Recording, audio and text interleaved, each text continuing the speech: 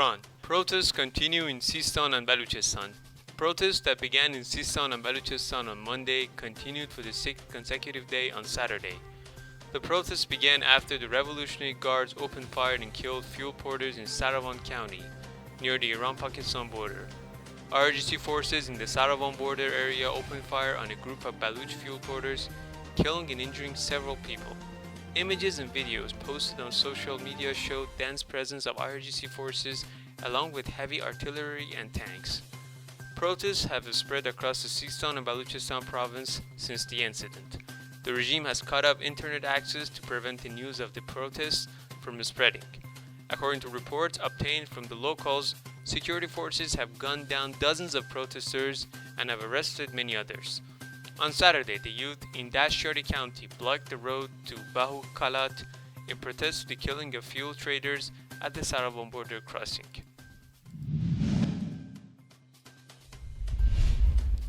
Iran. Protest rallies by retirees in several cities. On Sunday, Iranian pensioners held protest rallies in several cities to reiterate their demands from the regime. This is the fourth consecutive week that pensioners hold organized rallies despite the heavy atmosphere of repression and presence of security forces.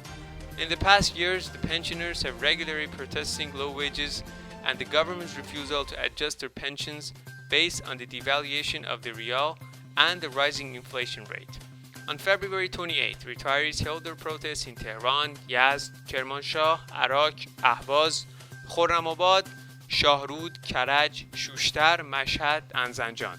Pensioners have been continuously holding protest rallies, but the government has yet to respond to their demands.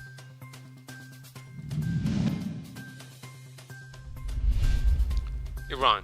COVID-19 death toll exceeds 223,100.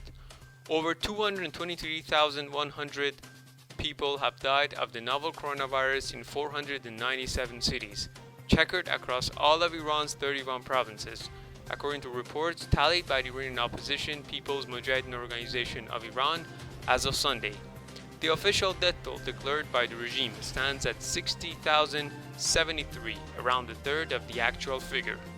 A heavy COVID-19 wave is threatening the country. The number of new cases in some provinces continue to rise, said the spokesperson for the regime's health ministry on Sunday.